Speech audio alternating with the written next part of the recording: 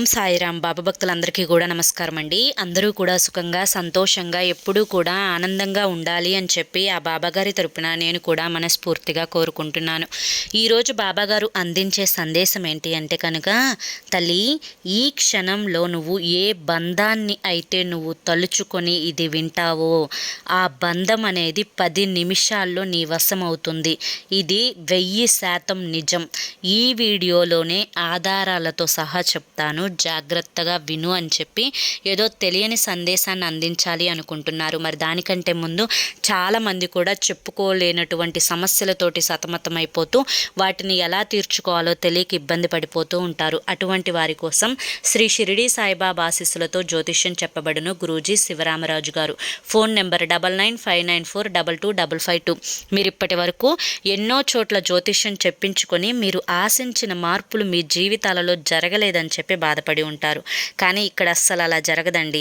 మీ సమస్యలు ఏవైతే ఉన్నాయో, ప్రేమ, పెళ్లి, ఉద్యోగం, రాజకీయం, సంతానం లేక ఇబ్బంది పడుతున్న, భార్యాభర్తల మధ్య గొడవలున్నా, అప్పుల సమస్యలున్నా, శత్రువుల సమస్యలున్నా, అవేంటో మీరు గురువుగారికి వివరించి చెప్పినట్లయితే వాటికి తగిన పూజలు గురువుగారు చేసి మీకు రోజులలోనే పరిష్కారాన్ని చూపిస్తారు. గురువుగారు ఏదైతే చెప్తారో చెప్పింది చెప్పినట్టు 100కి 100% జరిగి తీరుతుంది. నమ్మకంతో కాంటాక్ట్ అవ్వండి. మేము సమస్యల్లో ఉన్నప్పుడు కూడా గురువుగారు చేసిన పూజల వల్ల ఆ సమస్యలన్నీ తీరి ఈ రోజున మేము ఆనందంగా జీవితంలో ముందడుగు వేస్తున్నాము. అలాగే మీకు కూడా జరగాలి అంటే స్క్రీన్పై కనిపిస్తున్న నెంబర్కి కాంటాక్ట్ అవ్వండి.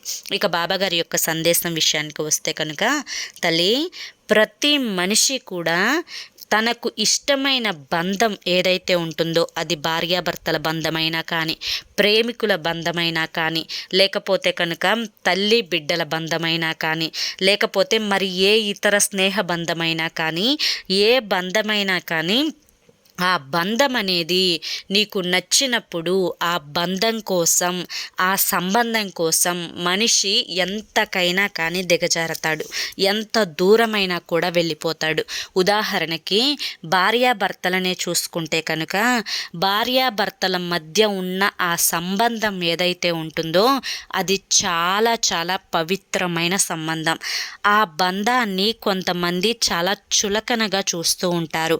ఉదాహరణకి భర్తనే మనం గమనించుకున్నట్లయితే కనుక, భర్త మీద భార్యకు చాలా చులకన ప్రభావం. అందరి గురించి కాదు, ఎవరో కొంతమంది గురించి ఉంటారు కదా, వారి గురించి చులకన ప్రభావం. మేం మగవారు, మేం తీసుకొచ్చి పెడితే కూర్చొని వండి పెట్టడానికి కూడా ఏదన్నా నొప్ప, ఏదన్నా తీప అని చెప్పి అలా లెక్క లేకుండా భార్యను మాట్లాడుతూ ఉంటారు.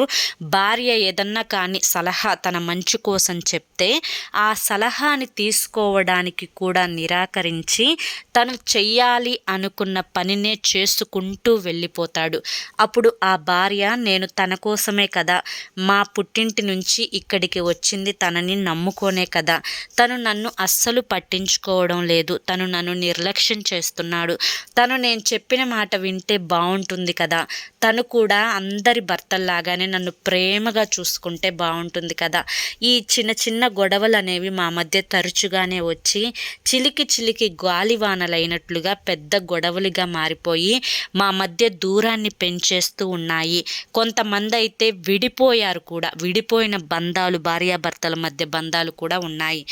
అటువంటి వారు కూడా ఏం చేయాలో తెలియక దిక్కు తోచని స్థితిలో మనస్సులో తమ భార్య తమకి కావాలి అనిపిస్తుంది, తమ భర్త తమకి కావాలి అని చెప్పి అనిపిస్తుంది. కానీ ఏవో అనేవి అడ్డగిస్తూ ఉంటాయన్నమాట. వాటి వల్ల దూరంగా గడపాల్సి ఉంటుంది. కానీ మనస్సులో ప్రేమ ఉంటుంది. అదే మనసులో కోపం కూడా ఉంటుంది. ఎక్కడైతే కోపం ఉంటుందో అక్కడ కూడా ప్రేమ అనేది ఉంటుందన్నమాట.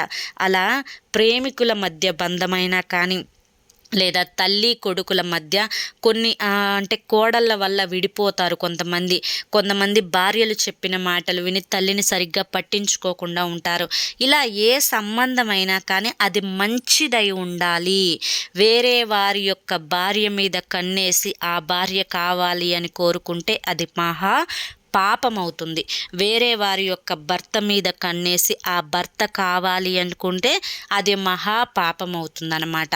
ఇలా వేరే అక్రమ సంబంధాల గురించి అయితే మాత్రం ఈ వీడియో అనేది చెప్పబడడం లేదు. ఒకవేళ వాటి కోసం మీరు చేసుకున్నా కూడా అది ఖచ్చితంగా జరగదు. ఇక్కడ వీడియోలో ఆధారాలతో సహా ఎందుకు చూపించడం జరిగింది అంటే కనుక, చెప్పడం జరుగుతుంది అంటే కనుక, ఇదే పరిహారం చేసుకొని ఈ యొక్క చిన్న మాటని మనసులో రోజుకి 11 సార్లు అనుకొని విడిపోయిన తమ భర్త తన వద్దకు వచ్చి నాదే తప్పు, నిన్ను వదిలి వెళ్ళడం వల్ల నా జీవితంలో ఎన్నో నష్టాలు జరిగాయి, ఎన్నో సమస్యలు ఎదురయ్యాయి, ఎన్నో అవమానాలు నేను పడ్డాను, నువ్వు ఉన్నప్పుడు నా జీవితం ఒకలా ఉంటే నువ్వు లేనప్పుడు మరోలాగా మారిపోయింది, నువ్వు లేకుండా నేను లేను అని చెప్పి తన తప్పు తాను తెలుసుకొని పశ్చాత్తాపడి మరీ తిరిగి తన భార్య దగ్గరికి వచ్చి తన భార్యను తీసుకెళ్లడం అయితే జరిగిందనమాట. ఏంటి కారణం అంటే కనుక, ఎవరో ఒక పెద్ద ఆయన ఈ యొక్క మంత్రం తనకి చెప్పడం వల్ల తను రోజు 11 సార్లు 11 రోజులు అనుకున్న తర్వాత తన భర్త తను మళ్ళీ తిరిగి వచ్చాడు అని చెప్పి స్వయంగా నాతోనే చెప్పడం అయితే జరిగిందనమాట. ఇలా ఎంతోమంది భార్యాభర్తలు మన యొక్క వీడియోలు చూస్తూ కూడా కింద కామెంట్స్లో నా భర్త మారాలి, నా భర్త నన్ను అర్థం చేసుకోవాలి, నన్ను ప్రేమగా చూసుకోవాలి, అక్క నా భర్తలో మార్పు రావాలి అని చెప్పి బాబాగారిని మీరు ఖచ్చితంగా పూజించండి అక్క అని చెప్పి అడుగుతూ ఉన్నారనమాట. ఇలా చాలామంది కూడా తమ యొక్క సమస్యను ఎలా తీర్చుకోవాలో, ఎలా పరిష్కరించుకోవాలో అర్థం కాక విడిపోయిన బంధాలు ఎన్నో కూడా ఉన్నాయన్నమాట. మనం పూర్తిగా బాబాగారిని నమ్ముకుంటాం.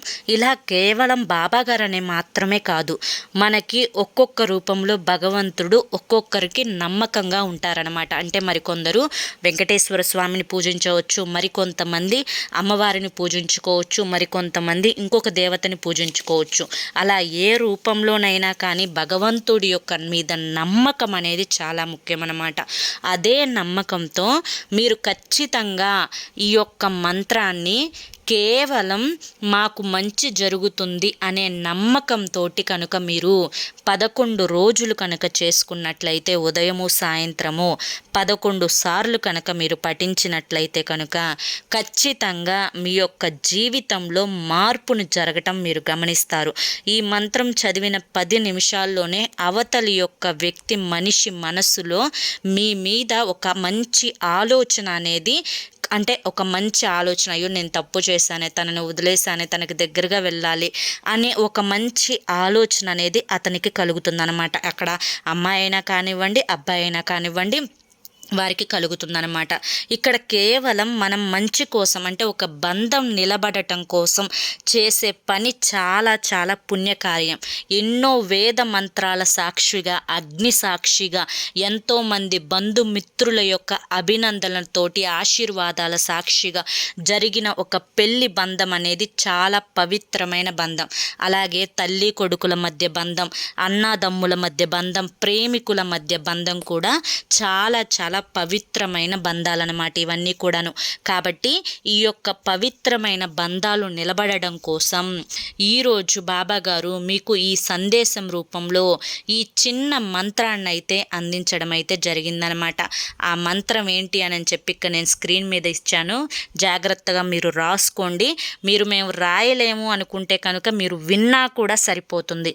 ఒకవేళ రాయగలము అనుకుంటే కనుక 11 సార్లు ఉదయం నిద్ర లేచిన తరువాత మీరు ఈ మంత్రాన్ని ఒక పేపర్, అంటే ఒక బుక్ పెట్టుకోండి, చిన్న బుక్, ఒక 10 రూపాయలు కొనుక్కొచ్చుకొని పెట్టుకోండి. 11 సార్లు ఉదయం నిద్ర లేచిన తర్వాత, మళ్ళీ రాత్రి పడుకునే ముందు 11 సార్లు చదువుతూ రాయండి.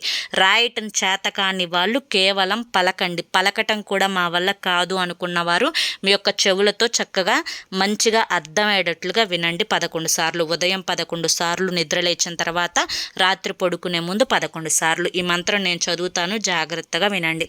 ఓం కామదేవాయ విద్మహే రతి ప్రియాయ ధీమహి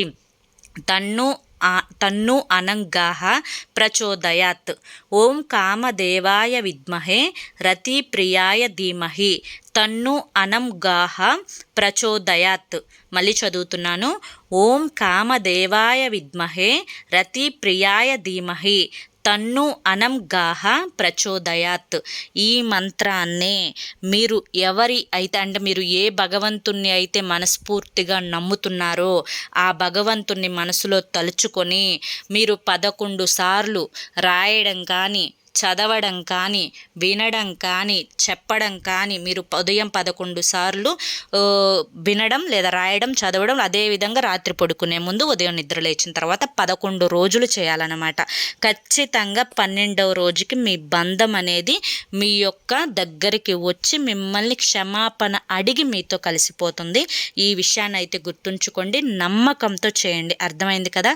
బాబాగారు మనకి ఏది చెప్పినా కూడా దాని వెనుక ఒక ఆంతర్యం ఉంటుందన్నమాట.